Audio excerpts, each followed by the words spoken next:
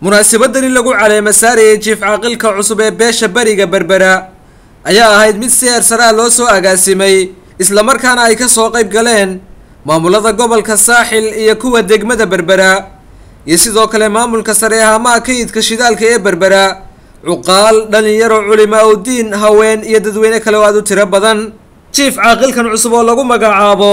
jiif caaqil Saleebaan jiif caaqil Faarax jiif caaqil Cumar ayaa wax saaka munaasabadaasi lagu caleema saarayay lagu qabtay hoolka jaamacadda culumta badda ee magaalada berbera ugu horeyntiiba waxaa munaasabadani daahfuray isla markaana hadallo duco iyo dardaaran isugu jira goobtaasi ka soo jeediyay qaar ka mid ah cuqaasha iyo salaadiinta gobolka saaxil xildhibaanna iyo mas'uuliyiin kale oo ay ka mid yihiin xogayaha fulinta dowladda hoose ee degmada berbera Suhayb Maxamed Cali oo dhammaantood si isku mid ah u soo dhaweeyay jiif caaqilkan cusub iyagoona ballan qaaday inay garab istaagi doonaan isla markaana ay la shaqeyn doonaan intii lagu guday jiray munaasabadan lagu caleema saarayay jiif caaqilkan cusub ayaa waxaa halkaasi haweenkii kala duwan ay ka soo qayb galeen munaasabadani ay ku soo bandhigeen ciyaaro dhaqameed ay heeso iyo gabayo kala duwan ay ugu tirinayaan jiif caaqilka cusub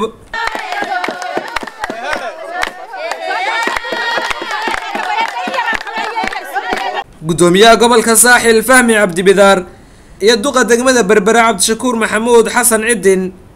oo iyaguna hadallo kooban ka soo jeediyay munaasabadaasi ayaa jiif caaqilka ku hambaliyay caleema saarkiisa cusub iyagoona ugu duceeyay in Allah u fududeeyo xilka isla markaana Allah ka dhigo mid sidii xilka loogu talagalay u guto waajibaadkiisa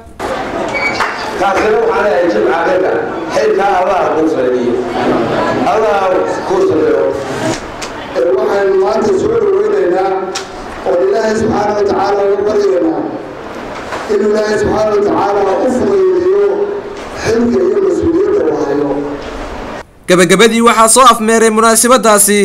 jiif caaqilka cusub jiif caaqil Saleebaan Faarax Cumar isagoona ka codsaday dhammaanba bulshadii kala duwaneed ee ka soo qayb gashay munaasabadani inay ugu soo duceeyaan in alle xilka culus ee loo igmaday uu fududeeyo kuna asturo labaad waxaan leeyahay waxaan anigu nin cusub oo ku soo kordhay golaha oday dhaqameedka bulshada waxaan leeyahay ilaahay xilkan la isaaray hay fududeeyo waxna jiif caaqilkan hore loogu soo caleema saaray